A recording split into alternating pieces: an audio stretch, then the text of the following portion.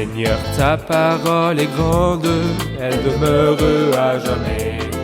Ta parole est infaillible, rien ne peut la supprimer.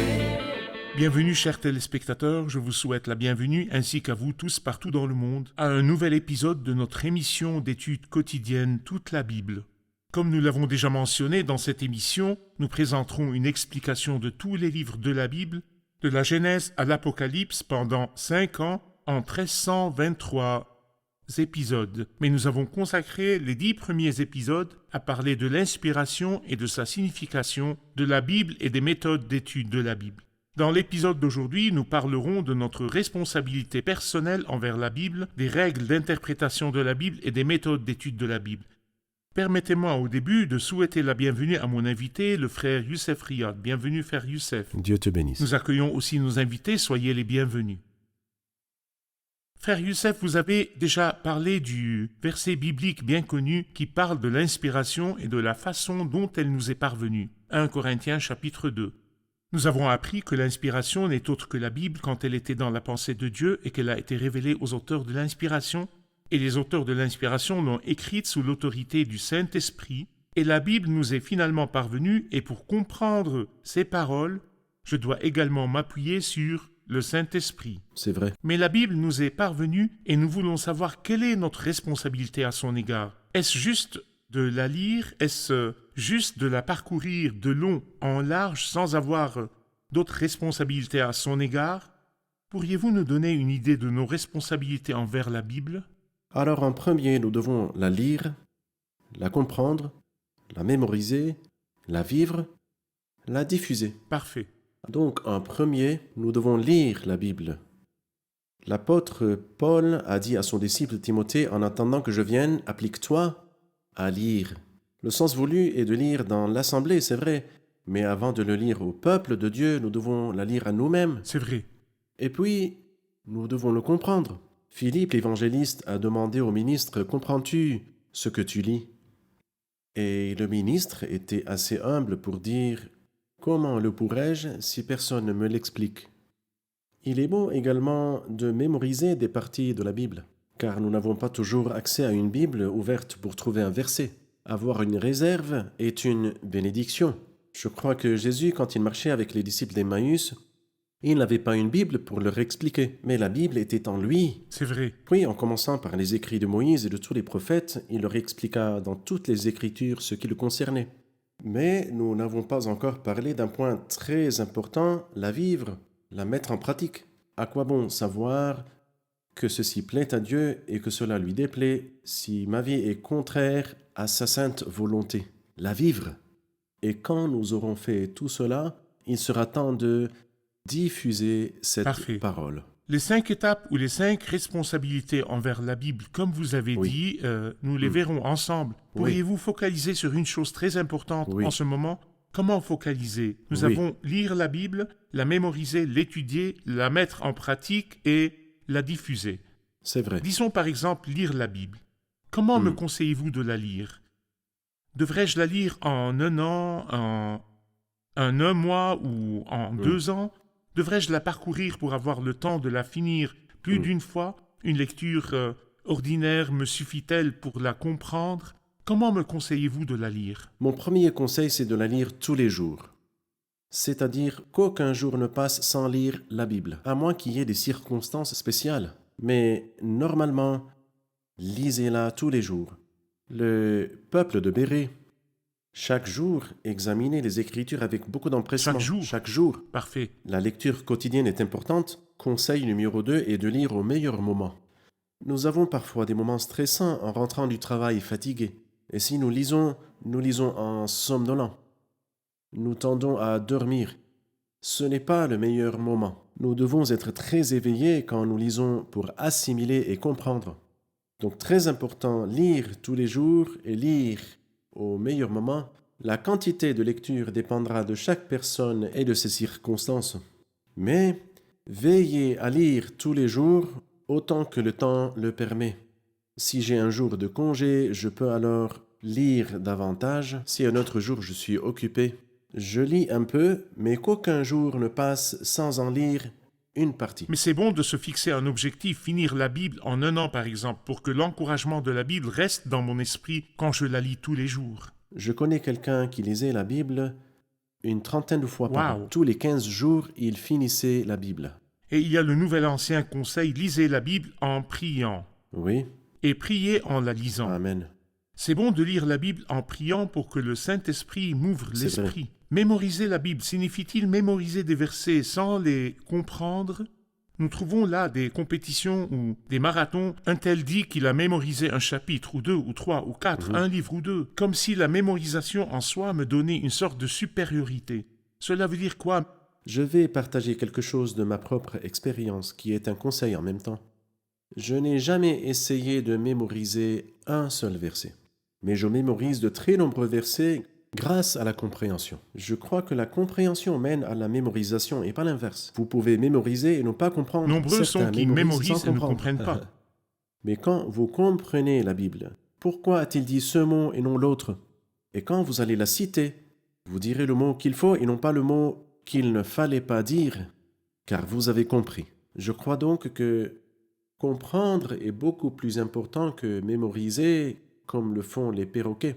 Je pense que l'enregistreur peut faire tout ça, je n'ai pas besoin de la mémoriser lettre par lettre, mais de la comprendre. Et quand je la comprends, je vais certainement la mémoriser sans effort. Nous remettrons à plus tard la question de l'étude de la Bible. Nous en parlerons tout à l'heure. Oui. Allons à la mise en pratique de la Bible. Comment vivre la Bible? Comment avoir une interprétation de la Bible dans nos vies? J'ai appris que l'un des hommes de Dieu, quand il lisait la Bible, il la lisait à genoux, en mettant le doigt sur les paroles, et dès qu'il trouvait une promesse dont il a besoin, il priait et disait « Seigneur, j'ai besoin de ça ». Et dès qu'il trouvait ce qu'il demande de Dieu, par exemple « Conserve-toi pur » ou « Quant à toi, homme de Dieu, fuis ces choses et recherche », il disait « Seigneur, j'ai besoin d'aide sur ce point-là ». Il lisait sciemment et consciemment. Il demandait. Il s'agrippait à une promesse du Seigneur. Il intercédait pour quelqu'un d'autre. C'était donc une lecture avec interprétation simultanée, et non juste une simple lecture. Mais nous devons la mettre en pratique. Vous avez raconté une fois qu'on a demandé à quelqu'un quelle était Oui, la meilleure interprétation de la Bible et il a dit celle de ma mère. Il a vu la c'est Bible, vrai. c'est-à-dire Vécu, par C'est sa vrai. mère. Elle la mettait en pratique C'est dans vrai. sa vie. c'est vrai. Comment diffuser la Bible? La 5e responsabilité, c'est de diffuser la Bible. Comment? De deux façons. Oui. Aujourd'hui, les gens n'écoutent pas seulement la radio, mais préfèrent la télé et des choses plus modernes aussi. En d'autres termes, je parle de la Bible, mais je parle après l'avoir vécue. Je la mets en pratique, je la vis, puis j'en parle. Et je crois que le Christ était comme ça. Tous les hommes de Dieu étaient comme ça, mais à leur tête, le grand héros, le grand maître qui est au-dessus de tout, qui est le Christ. Tout ce que Jésus a commencé de faire est d'enseigner. Parfait. Jésus a dit, celui qui les mettra en pratique et les enseignera aux autres, celui-là sera appelé grand. Nous devons vivre la Bible avant d'en parler. Et après l'avoir vécue, je dois en parler. Les deux choses sont requises, mais je dois la vivre avant d'en parler. Bien sûr, depuis cette plateforme, nous nous adressons à 2 groupes. Le groupe des organisations et des associations. Vous devez diffuser la Bible et rien d'autre que la Bible. C'est Seulement la Bible. Sur les chaînes satellites, la Bible est présentée et des futilités aussi. Présentons la Bible. C'est Seule vrai. la parole peut nous rendre sages en vue du salut. Mais soyons réalistes. Nous avons tous des téléphones portables, nous avons presque tous un compte sur Facebook et nous sommes actifs sur Facebook. Que partagez-vous?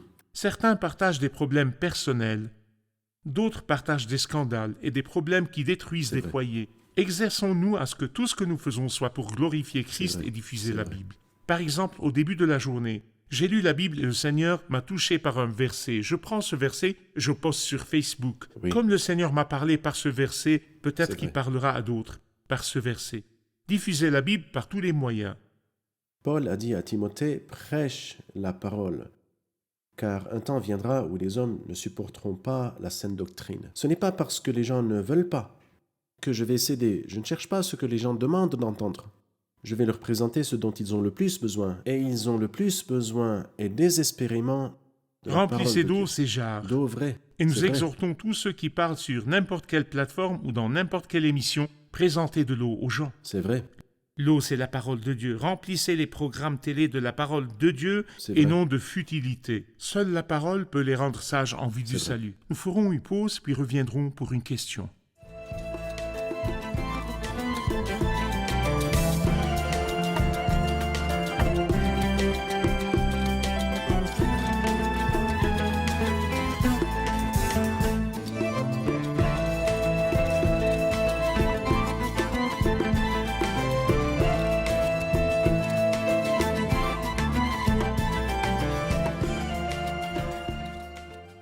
J'ai une question.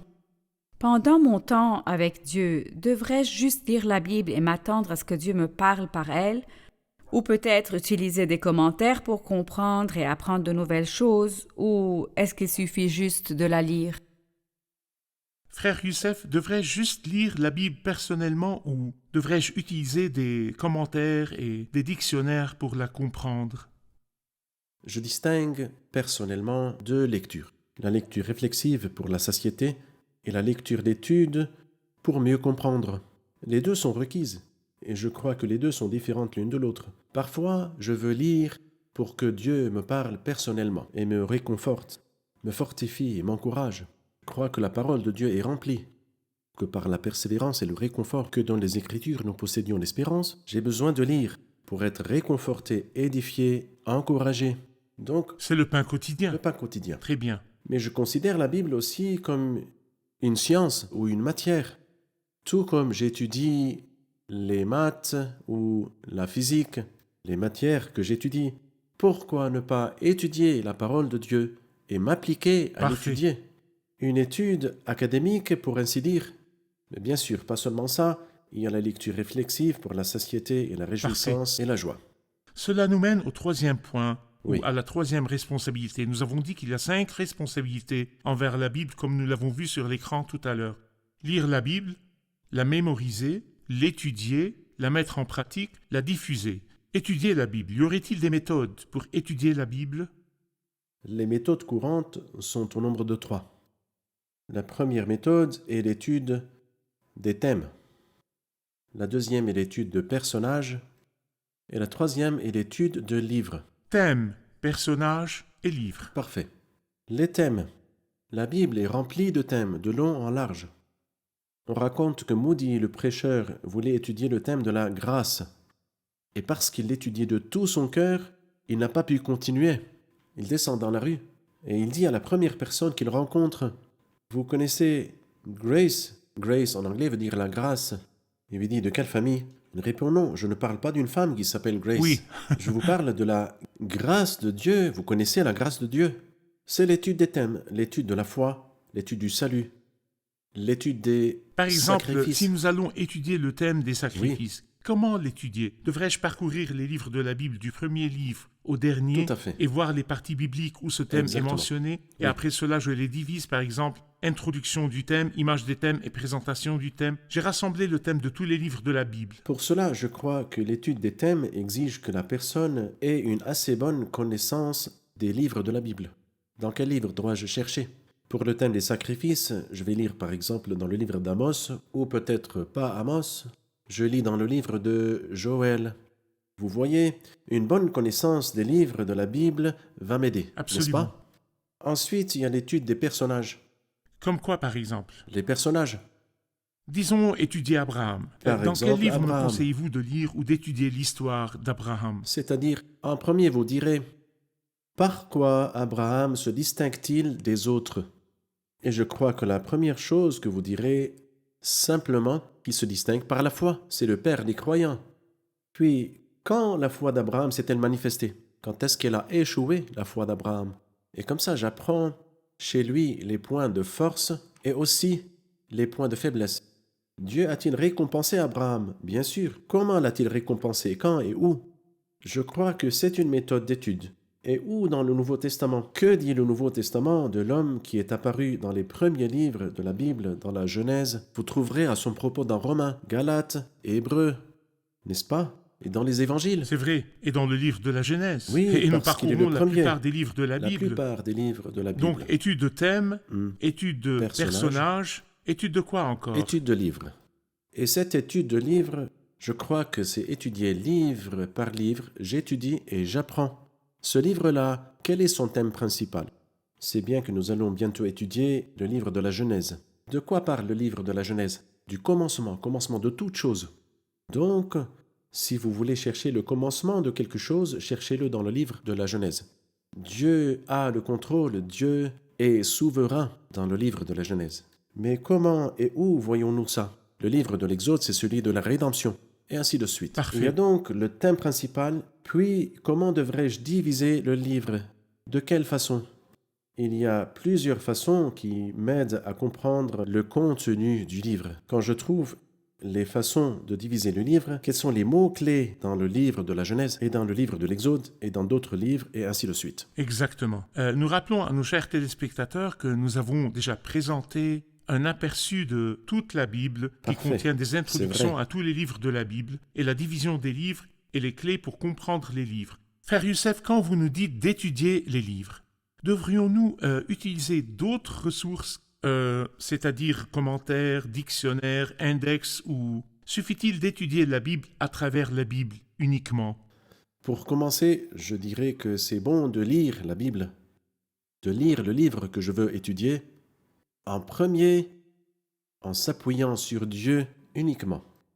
Mais je crois que c'est une grande bénédiction, les commentaires et les explications, surtout celles écrites par les hommes pieux de Dieu.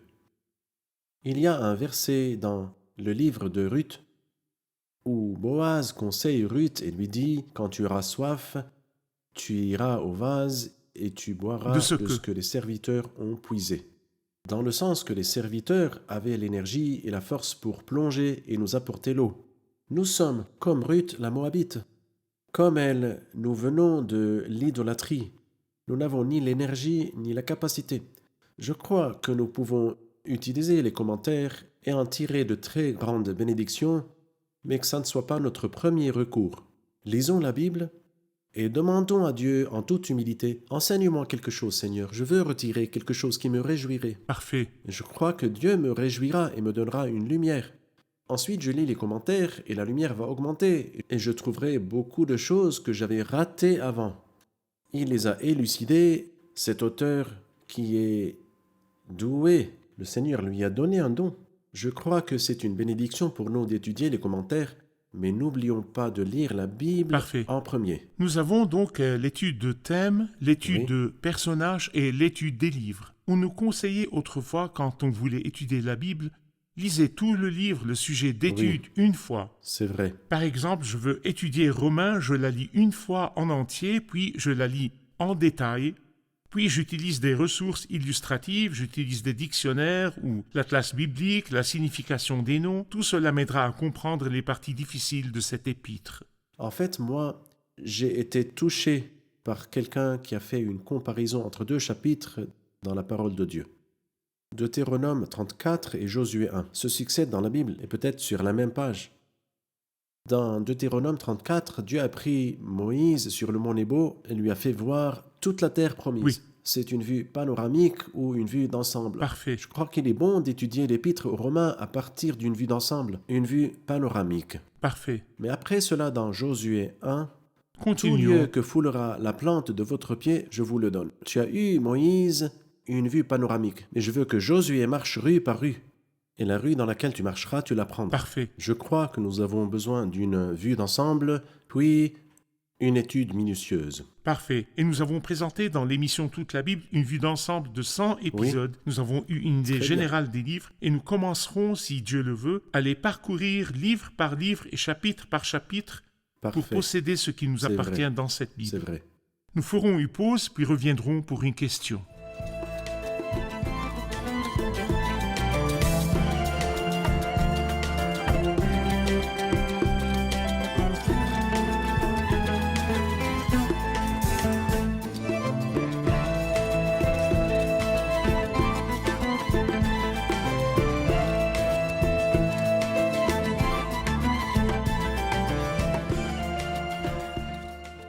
Nous savons que le désaccord n'est pas sur le texte, mais sur les interprétations et explications. Quelles sont les règles à respecter dans les commentaires?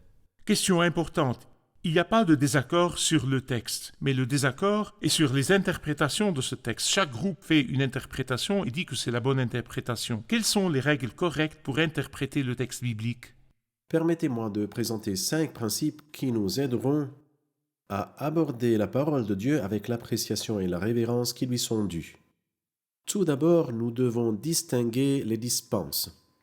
Une phrase attribuée à saint Augustin, distinguer les dispenses pour avoir la bonne interprétation. C'est bien. Cela Par veut dire exemple, quoi? il y a une différence entre Israël et ses bénédictions terrestres et l'Église et sa vocation et ses bénédictions célestes.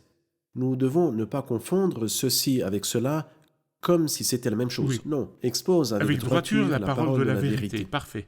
C'est la règle 1. Règle 2. Toute la Bible est à nous, mais n'est pas toute à propos de nous. Comme quoi, par exemple? Comme par exemple Matthieu 24, quand il dit « Priez pour que votre fuite n'arrive pas en hiver, ni un jour de sabbat ». Nous n'avons pas besoin de prier pour que notre fuite ne soit pas le jour du sabbat. Je n'ai rien à voir avec le sabbat, n'est-ce pas? Ces paroles ont été dites à propos d'autres personnes à un autre moment. Le sabbat leur importe. Le sabbat leur importe, mais moi, puis-je en retirer quelque chose? Oui. J'en retire quoi? J'en retire que le cœur de Dieu souffre pour la souffrance de son peuple.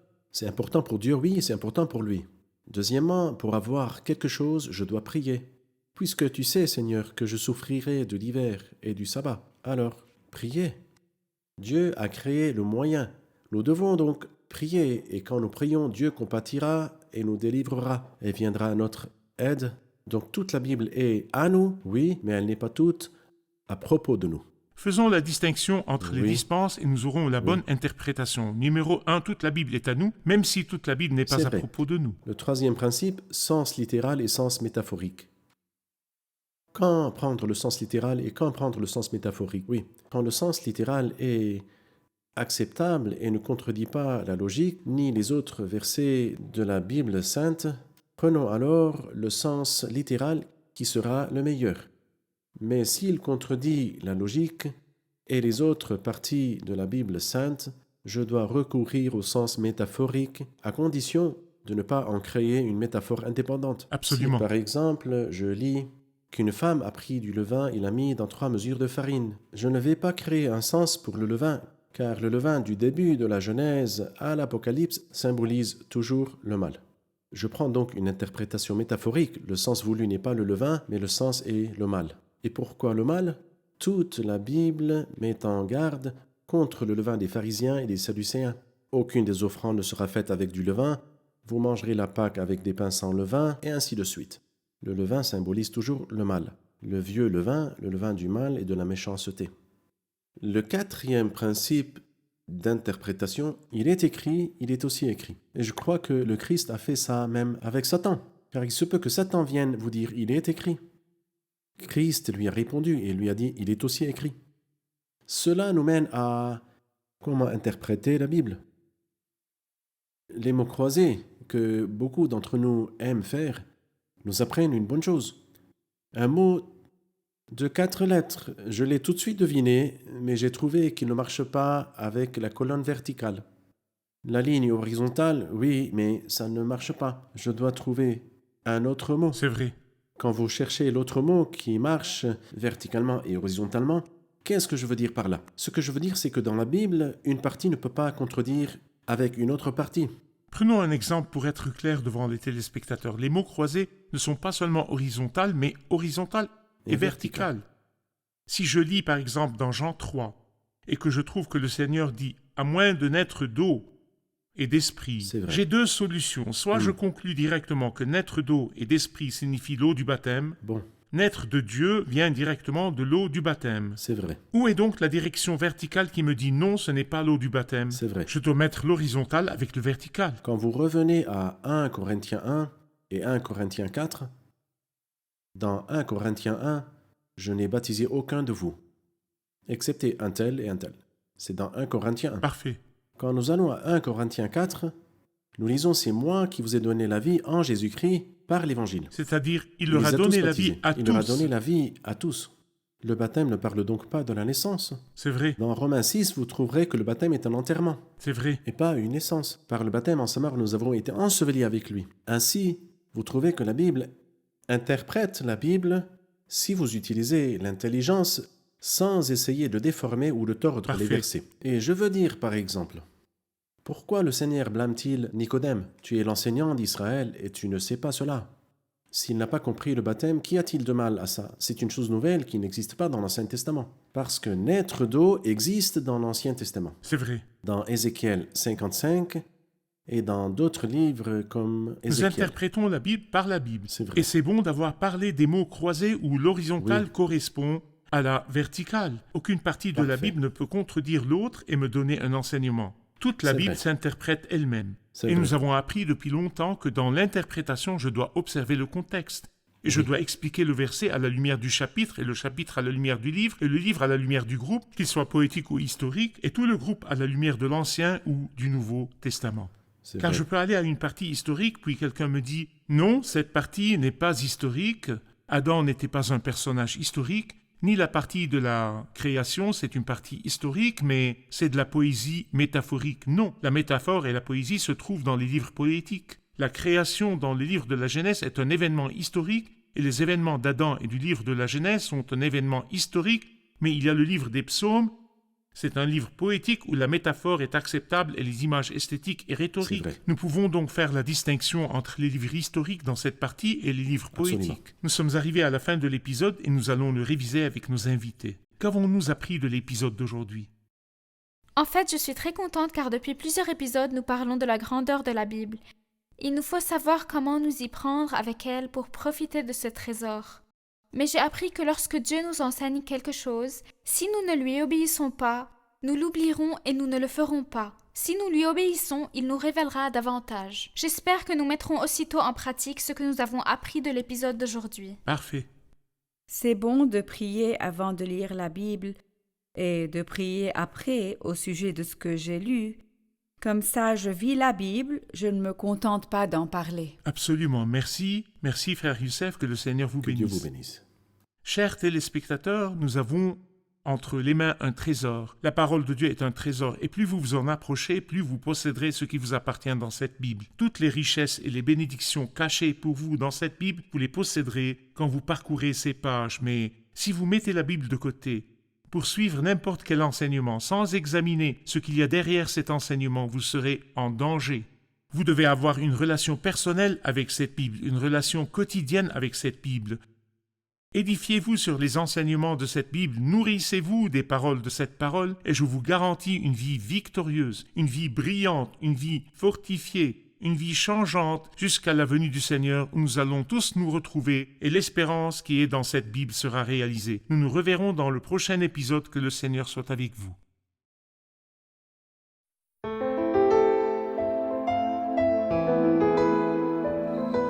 Seigneur, ta parole est grande, elle demeure à jamais. Ta parole est infaillible, rien ne peut la supprimer.